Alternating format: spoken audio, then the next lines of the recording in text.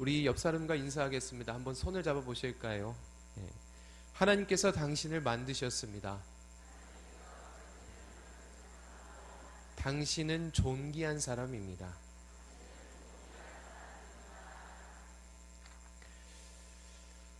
세계적인 화가 파블로 피카소는요, 어느 날 길가를 걸어가다가 이 버려진 낡은 자전거 한 대를 발견했습니다. 사람들은 그것을 쓸모없는 고철 쓰레기라고 생각하면서 지나쳤지만 이 피카소의 눈은 달랐습니다. 그는 자전거의 핸들을 떼어내고 그 머리 위에 안장을 거꾸로 붙였습니다. 그러자 누구도 상상하지 못한 늠름한 황소의 머리라는 예술작품이 탄생했습니다. 이 사진에 보시는 것과 같이 이 작품인데요. 이 작품이 얼마의 경매에 판매된 줄 아십니까? 예, 수백억 원의 가치에 판매되었습니다.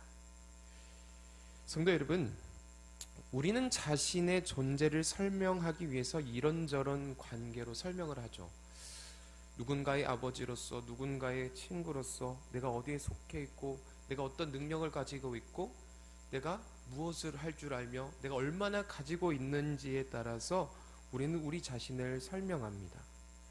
그런데 우리가 이런저런 것을 따지면서 우리를 설명하다 보면요, 때론 실패한 나의 모습을 발견하거나 세상 기준에 도달하지 못한 내 자신을 보면요, 내 마음에 나 자신 참 초라하고 쓸쓸한 존재, 참 쓸모없는 존재라고 생각하기 마련입니다. 그러나 오늘 창세기 2장 말씀에서는 하나님이 우리를 빚으실 때 사용하신 재료가요, 히브리어로 아파르라는 단어입니다. 이 아파르라는 단어는 것은요, 이 땅에 굴러다니는 정말 쓰잘데기 없는 돌이나 흙, 이런 티끌 같은 것에 불과한 것을 의미합니다. 그러나 그 보잘것없는 재료가 우주에서 가장 존귀한 존재가 되게 하셨습니다.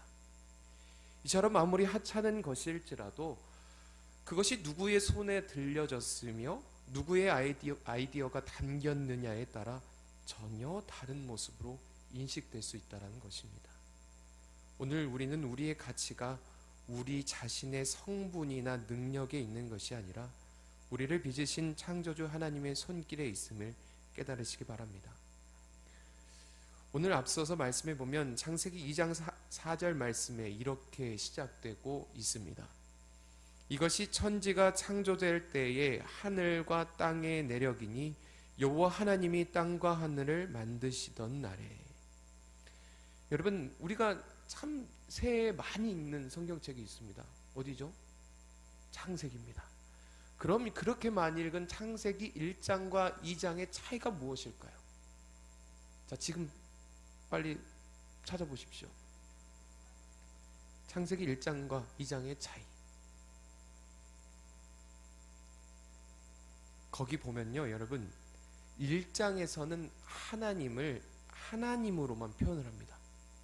그런데 이 하나님은 오늘 목사님께서 말씀하셨듯이 엘로힘의 하나님으로서 온 우주를 창조하신 창조주, 포괄적인 개념의 하나님이십니다.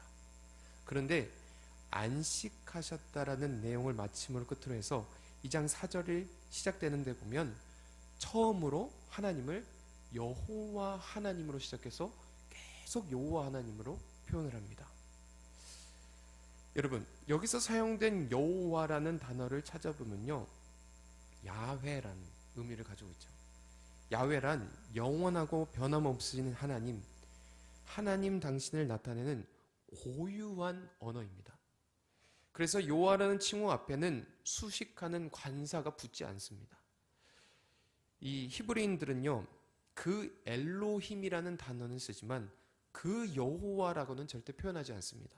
또 나의 하나님이라고 말은 하지만 나의 여호와라는 표현을 쓰지는 않습니다. 또 이스라엘의 하나님이라고 하지만 이스라엘의 여호와라고 표현하지도 않습니다. 이처럼 여호와라는 단어는 유일하게 홀로 사용되는 칭호로서 유일하신 하나님을 표현하기 위한 단어이다라는 것이죠. 또한 이 요한은요, 하나님의 언약 및 약속의 성취와 연관된 단어입니다. 우리가 출애굽기 6장 5절부터 7절 말씀에 보면 이런 말씀이 있습니다. 우리 한번 같이 앞에 성경 말씀 보면서 읽어볼까요? 이제 애굽 사람이 종으로 삼은 이스라엘 자손의 신음소리를 내가 듣고 나의 언약을 기억하노라. 그러므로 이스라엘 자손에게 말하기를 나는 여호와라. 내가 애굽 사람의 무거운 짐 밑에서 너희를 빼내며 그들의 노역에서 너희를 건지며 편팔과 여러 큰 심판들로서 너희를 속량하여 너희를 내 백성으로 삼고 나는 너희의 하나님이 되리니 나는 애굽 사람의 무거운 짐 밑에서 너희를 빼낸 너희의 하나님 여호와인 줄 너희가 알지라. 약속을 지키시는 하나님임을 너희가 알지어다라고 이야기하고 있습니다. 이렇게 여호와라는 단어는요, 그 속에 많은 의미를 가지고 있습니다. 하나님의 인격적인 모습, 하나님의 인간과 교제하시는 모습, 또 약속하시며 그 약속을 성취하시는데 그 기준이 누구에게 있냐? 인간과의 관계, 인간을 이끄시며 인간과 약속하시며 그 오직 유일하신 하나님이 그 모든 자비하심이 인간과 연결되는 표현이라는 것입니다. 그렇게 아브라함은 창세기 15장 말씀에서 보면요, 약속을 지켜주실 하나님을 생각하면서 계속 여호와라는 칭호를 사용합니다. 그럼 이처럼 유일하신 하나님께서 가장 정성을 들여 창조한 것이 무엇일까요? 바로 저와 여러분입니다. 바로 인간이죠. 인간을 지으신 모습에서는 세상을 만드신 그 어떤 모습에서도 볼 수 없는 장면이 나옵니다. 오늘 본문 창세기 2장 7절 말씀 우리 한번 같이 읽어보도록 하겠습니다. 여호와 하나님이 땅의 흙으로 사람을 지으시고 생기를 그 코에 불어 넣으시니 사람이 생명이 되니라. 참 독특하죠. 정말 티끌 같은 존재를 하나님께서 모으셔가지고 그 안에 생기를 불어넣고 사람이 생명이 되게 했다고 합니다. 이 사람이 생명이 된 것은요, 하나님께서 그 코에 생기를 불어넣으셨기 때문입니다. 여기서 이 생기에 해당하는 히브리어는 니시마트 하임이라는 단어를 사용합니다. 삶, 존재를 뜻하는 하임과 하나님의 기운, 하나님의 호흡을 의미하는 니시마트가 결합된 단어이죠. 그러니까 하나님의 호흡이 삶으로 살아가는 존재, 그것이 인간이라는 것입니다. 이러한 의미를 생각해 볼 때 이 생기는요, 하나님이 그냥 이 자연에서 갖다 붙여놓거나 세상에 존재하는 것들로 그냥 갖다 붙인 것이 아니라 생명의 창조주이시면서 유일하신 하나님께서 친히 우리에게 그것을 주셨다라는 것입니다. 어떤 학자들은요, 이러한 생기의 본질을 하나님의 영의 분출이라고 표현합니다. 무한하신 하나님의 영이 우리 속에 들어오게 하셨고, 하나님이 인간을 생명을 외부에 있는 그러한 것들을 만든 것이 아니라 하나님 자신으로부터 나온 생명이 인간에게 들어갔다는 표현이죠.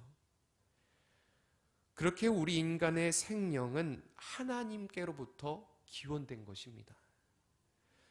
그래서 사람이 생명이 되었다라는 표현, 흙으로 빚으신 사람이 하나님께서 생기를 불어넣으심으로 우리가 영혼을 소유하게 되었고, 그 영을 소유한 영적인 존재가 되었고, 하나님을 닮은 생명이 있는 존재가 되었다는 의미입니다. 인간이 참 고귀한 존재라는 것이죠. 인간에게는 하나님이 주신 고귀함이 있습니다. 아무리 비천한 사람일지라도 그에게 하나님께서 심어주신 하나님의 형상이 남아 있습니다. 그렇기 때문에 우리가 약하고 사회의 기준이 미치지 못하고 부족하고 보잘것없는 사람일지라도 우리가 함부로 대해서는 안 되는 이유가 모든 사람에게는 하나님의 생명이 있는 존재이기 때문입니다. 그러면 우리는 사람을 존중해 줄 때, 그리고 그들의 인격을 우리가 보호해 줄 때 어찌 보면 사람을 지으신 하나님을 존중하는 일이라는 것을 기억하시기 바랍니다. 성경 마태복음 25장 40절 말씀에서도 예수님께서 이렇게 말씀하십니다. 내가 진실로 너희에게 이르노니 너희가 내 형제 중에 지극히 작은 자 하나에게 한 것이 곧 내게 한 것이라. 이처럼 귀히 사람을 만드신 하나님께서는요, 만드신 이 인간만을 귀한 것이 아니라 이 소중하고 귀중한 존재를 살아가는 것에 있어서도 아주 귀중하게 대해 주셨습니다. 오늘 본문 창세기 2장 8절 말씀이 그 내용입니다. 함께 읽겠습니다. 여호와 하나님이 동방의 에덴에 동산을 창설하시고 그 지으신 사람을 거기 두시니라. 아멘. 하나님께서는 최초의 사람인 아담과 하와를 창조하셨고 그 기쁨의 나원에 거하게 하셨습니다. 그들을 당신이 끝없는 그 보호하심과 그 영역 가운데 두시면서 그 하나님의 크신 사랑을 누릴 수 있게 만들어 주셨죠. 이 에덴 동산의 모습을 보면요, 하나님께서 보기에 정말 아름답고 먹기 좋은 것, 과실들을 다 주셨고요, 4개의 아름답고 화려한 강이 에덴 동산을 흐르게 하시면서 굉장히 간략된 묘사지만 그 짧은 묘사만으로도 우리는 에덴 동산이 얼마나 풍요롭고 평화로운 모습인지 그려집니다. 그 아름답고 평화로운 에덴 동산을 아담은 아마 마음껏 거닐며 즐겼을 것입니다. 그런데 여러분, 이 에덴 동산의 기쁨을 우리도 맛보며 살아갈 방법이 있습니다.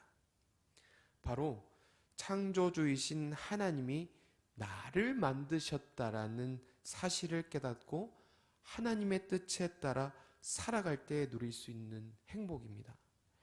여러분, 제가 말씀드리는 것 이거 굉장히 중요합니다. 아는 것과 깨닫는 것은 굉장한 차이가 있습니다. 우리가 안다는 것을 쉽게 알 수 있죠. 그러나 그 의미를 진정으로 깨달을 때에만이 커다란 울림과 변화가 있습니다. 여러분, 예를 들어 보겠습니다. 결혼한다라는 것을 결혼하지 않은 사람들도 알 수 있습니다. 그러나 여기 모여 계신 모든 결혼하신 분들, 결혼한다는 것이 무엇인지 깨달으신 분들은 어떤 분들이 모여서 이렇게 이야기하는 것보다 더 그 의미를 깊이 깨달을 것입니다. 어떤 분들이 모여서 이야기하는데 그 중에 아직 결혼하지 않은 한 친구분이 있었나 봅니다. 그런데 그 친구가 친구들 앞에서 얘들아, 나 장가 간다 라고 자신 있게 이야기하자 나머지 결혼한 친구들이 친구야, 다시 한번 생각해봐 라고 이야기하더랍니다. 물론 우스갯소리지만 그만큼 결혼은 신중한 것이며 때론 무겁고 결혼해 보신 분들은 알겠지만 놀라움의 연속을 만나는 현장이라는 것을 깨닫습니다. 이렇게 다를 수 있나? 이처럼 하나님께서 나라는 존재를 이렇게 키위 창조해 주셨고 내 속에 계신 분이 누구인지 진정으로 깨달을 때, 내가 하나님이 나를 창조하시는 그 역사의 비밀을 우리가 정말 깨닫고 하나님의 말씀에 순종할 때, 그것을 깨닫고 순종하면 우리는 말할 수 없는 기쁨과 세상 기쁨이 주지 못하는 참된 평화를 얻을 수 있다는 것입니다. 그래서 예수님께서는 요한복음 14장 27절 말씀에 나의 평안을 너희에게 주노라. 내가 너희에게 주는 것은 세상이 주는 것과 같지 아니하리라 라고 말씀하십니다. 그러나 우리가 현실적으로 살다 보면요, 예수 그리스도와 함께하기 위해 노력하거나 하나님의 말씀대로 살아가는 것이 그렇게 기쁨이 되지 않다고 느껴질 때도 있습니다. 그러면서 왜 현실과 하나님의 말씀대로 살아가는 것은 이렇게 다르게만 느껴질까라고 생각하기도 합니다. 여러분, 자유의지를 가진 사람이라면 당연히 힘든 상황을 최대한 피하고 싶고 쉬운 길만을 선택하고 싶습니다. 그러기 우스갯소리지만 이 하와 또한 어쩌면 아담이 그렇게 말을 듣지 않아서 에이, 나도 한번 선악과 먹어보고 내가 이 아담보다 더 높아져 보겠다라고 하면서 따먹어 보진 않았는지 모르겠습니다. 오늘 보면 창세기 2장 9절 그리고 2장 16절부터 17절 말씀입니다. 우리 한 절씩 교도가시고 마지막 절 한번 같이 읽어보도록 하겠습니다. 여호와 하나님이 그 땅에서 보기에 아름답고 먹기에 좋은 나무가 나게 하시니 동산 가운데는 생명나무와 선악을 알게 하는 나무도 있더라.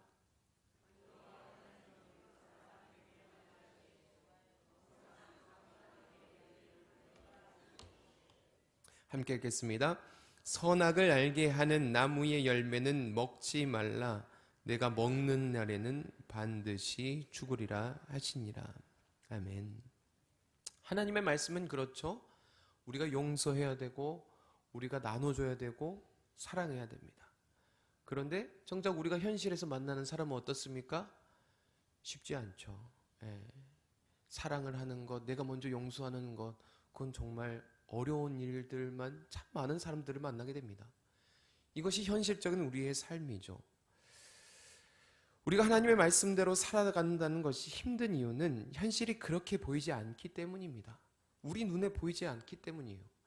그렇지 않습니까?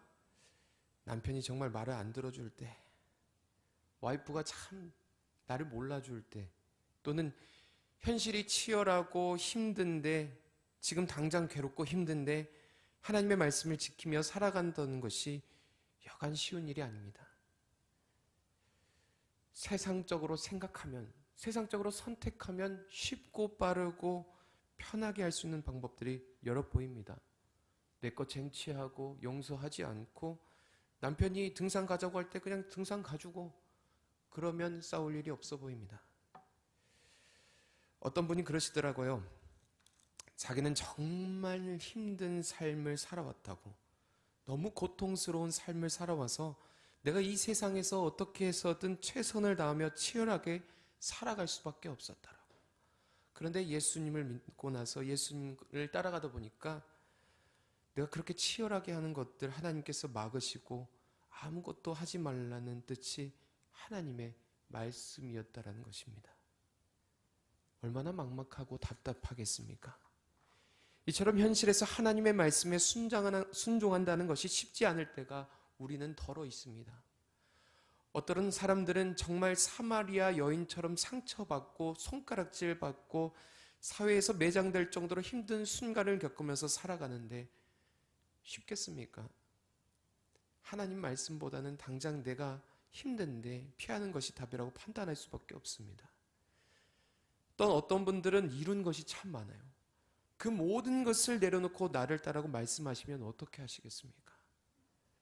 마치 가난을 벗어나기 위해서 고생해서 돈을 모으고 다른 사람들에게 무시당하지 않기 위해서 정말 코피 쏟으면서 공부해서 좋은 자리에 올랐는데, 그런데 가진 것 다 베풀었는데 하나님께서 모든 것을 두고 나를 따르라고 권유받았던 부자 청년이라면 여러분 어떻게 하시겠습니까? 여러분, 우리는 지금도 정말 보함직하고 그럴듯한 선악과의 시험을 사단에게 받고 있는 중인지도 모르겠습니다. 그리고 자신에게 주어진 이 선악과를 따먹으면 하나님처럼 높아지는 것처럼 보이고, 즉 내 뜻대로 하는 것이 내가 편하고 잘 되는 것이라고 생각하고, 그것이 내가 쉬운 길이고 내가 편한 길이라고 생각하게 됩니다. 그러나 어떻습니까? 하나님이 아닌 내가 생각한 삶의 선택이 진정한 행복이라고 이야기할 수 있습니까? 생각보다 보잘것없습니다. 내가 원해서 선택했고 내가 했던 선택이 나를 채워주고 나름 좋은 선택이었다라고 생각하지만 그것은요, 결국 우물한 개구리가 그 안에서 물장구 치면서 이곳이 내 바다고 이곳이 최고야 라고 말하는 것과 똑같습니다. 예수님을 진정으로 깨달은 사람이, 예수님이 나를 어떻게 창조하시고 예수님이 나를 어떻게 존귀 여겨주시는지를 깨달은 사람은 그 사람만이 그 말씀에 순종하는 순간 내가 몰랐던 드넓은 바다를 경험하게 하시고 내 생각으로는 감히 넘보지 못했던 행복을 내 손에 쥐어주시고 또 내가 감당지 못할 은혜를 주시는 분, 나의 시선과 나의 생각, 나의 지각을 뛰어넘는 평안을 주시는 분이 바로 우리 하나님이십니다. 사마리아 여인은요, 자신이 남자로서 자신을 채울 때 손가락질 받아도 뜨거운 햇볕 가운데서 물을 길는 그런 고생이 있을지라도 자신의 그 선택이 이 자신만의 선악과를 선택하는 그것이 최우선이라고 생각했습니다. 부자 청년은 자신이 이룩한 것들, 부를 축적하고 똑똑해지며 내가 이 정도 불우한 이웃들을 도우고 살면 내가 이 사회망에서 어느 정도 인정받는 사람이 되면 그때야 최고가 된다라고 생각했습니다. 그러나 이러한 선악과는 진정한 행복을 누릴 수 없습니다. 예수님께서 말씀하신 진정한 평안은 사마리아 여인이 부끄러움을 당당히 드러내고 동네 사람들을 만나 자신의 변화된 모습을 보여주고 참 진리이신 예수님을 전하면서 예수님을 만난 사실을 전하는 것이 진정 그녀가 누릴 수 있는 평안과 행복이었습니다. 사마리아 여인은 자신이 생각했던 것과는 정반대의 모습에서 진정한 평안과 멈추지 않는 행복을 경험했습니다. 부자 청년을 생각해 보아도 자신이 부와 그의 능력이 아니라 자신이 가지고 있는 모든 것을 버려도 예수님과 함께할 때 그는 비교할 수 없는 평안과 기쁨을 누리게 되었을 것입니다. 어떤 글에 이런 이야기의 내용이 있었습니다. 한 소년이 아버지를 따라 아주 높은 빌딩 옥상 정원에 올라갔습니다. 소년은 옥상 가장자리에 설치된 높고 튼튼한 난간을 보면서 아버지에게 물었습니다. 아버지, 저 난간 때문에 제가 저 끝까지 가서 풍경을 마음껏 볼 수가 없어요. 저건 저를 가두는 감옥 같습니다. 그러자 아버지가 이렇게 이야기했습니다. 얘야, 저 난간이 너를 가두는 것이 아니라 내가 이 높은 곳에서도 마음 놓고 뛰어놀 수 있게 지켜주는 거란다. 저 난간이 없었다면 너는 한 발자국을 떼는 것조차 두려워해야 했을 거야. 성도 여러분, 혹시 지금 하나님의 말씀이 와닿지 않으신 분 계십니까? 하나님은 내가 생각하는 것과 내가 하는 것과 왜 맨날 정말 반대로만 말씀하셔서 나를 힘들게 하십니까? 그 말씀을 따르고 싶지 않다고 생각하십니까? 그러나 피조물인 인간의 생각보다 우리를 정말 정성스러 만드신 창조주이신 하나님의 뜻을 따를 때 그분의 세워두신 진정한 안정과 평안을 발견하게 되고요. 우리는 그 속에서 그분의 뜻을 따를 때 진정한 기쁨을 누릴 수 있게 됩니다. 우리가 두려워하는 것들 우리 눈에 보이죠. 우리가 생각대로 되지 않는 것들 우리 눈에 보입니다. 그러한 모든 생각이 떠올랐을 때 여러분, 잠시 눈을 가려보시기 바랍니다. 여러분, 그 눈을 가린 곳에 하나님의 은혜가 있습니다.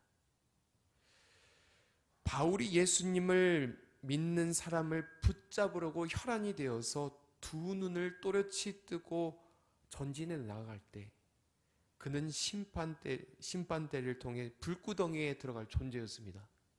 그러나 담메색에서 하나님의 그의 두 눈을 가리워 버리셨을 때 그 모든 확신하던 것들, 모든 자신했던 것들이 잘못되었다라는 것을 알 수 있었습니다. 그 눈이 가리워졌을 때에야 바로는 온전한 하나님을 느낄 수 있었습니다. 그러면서 어떻게 변했습니까? 자신이 생각하는 삶과는 정반대의 삶을 살게 됩니다. 예수님을 누구보다 사랑하게 되고 예수님을 누구보다 앞장서서 전하며 예수님이라면 고통과 죽음까지도 불사하게 되었습니다. 그가 이처럼 예수님을 사랑할 수 있었던 이유는 아이러니하게도 온전하고 뚜렷한 자신의 생각과 자기의 주관과 자기의 시각이 또렷할 때가 아니었습니다. 우리가 모든 것을 볼 수 없고 모든 것을 할 수 없는 그 순간이 되어서야 진정한 예수님을 만날 수 있었습니다. 그렇게 정반대의 삶을, 그런 힘든 삶을 살아갔지만 그것이 진정한 행복의 삶을 깨닫고 살아갔습니다. 여러분, 우리의 삶은요, 이러한 뜻이 하나님의 뜻이며 이것이 우리가 누릴 수 있는 기쁨입니다. 하나님의 뜻이 때로는 우리의 생각과 선택, 우리가 원하는 삶과는 반대의 삶으로 우리를 이끄실 때가 있습니다. 그러한 순간 우리는 눈을 감아야 합니다. 우리의 생각에서 눈을 감아야 하고, 우리의 시선에서 우리는 눈을 감아야 되고, 우리가 원하는 바에서 눈을 감고 하나님이 원하시는 그 길을 마음 깊이 계신 예수 그리스도께 묻고 우리 예수 그리스도의 음성에 귀를 기울이셔야 합니다. 하나님, 지금 이 힘든 시간이, 이 삶이 하나님께서 인도하시는 길이십니까? 하나님, 저는 이렇지 않기를 원하지만 하나님이 저를 연단하시기는 길이라면 걸어가게 하여 주시옵소서. 여러분, 이러한 삶으로 선택하며 걸어가는 길이 진정한 기쁨의 길이요, 에덴 동산을 맛보는 길입니다. 사랑하는 성도 여러분, 하나님께서는 인간을 만드실 때 화려하고 영원한 재료가 아니라 그냥 길가에 굴러다니는 흔한 먼지와 흙을 사용하였다고 기록합니다. 이 재료만 놓고 본다면 인간은 한 줌의 흙으로 돌아갈 허무한 존재에 불과합니다. 하지만 인간의 진정한 가치는 그 재료에 있지 않습니다. 바로 창조주이시며 여호와이신 하나님께서 친히 당신의 손으로 우리를 빚으셨고 그 코에 하나님의 생기를 직접 불어 넣으셨을 때 우리는 가치의 존재가 있었다는 것입니다.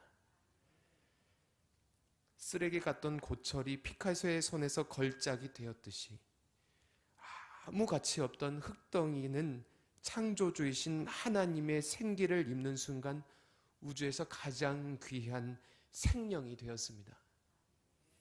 오늘 이 말씀을 통해 우리가 세상의 기준이 아닌 하나님 사랑 안에서 얼마나 가치 있고 존귀한 존재로 창조되었는지 깨달으시고 그 존귀한 존재로서 우리를 넘어뜨리는 이 선악과의 유혹에서 벗어나 언제나 하나님을 선택하시면서 그 삶 위에 감사와 그 하나님의 영원하신 사랑을 누리면서 은혜를 누리며 살아가는 우리 산돌교회 성도님 되시기를 주님의 이름으로 축원합니다.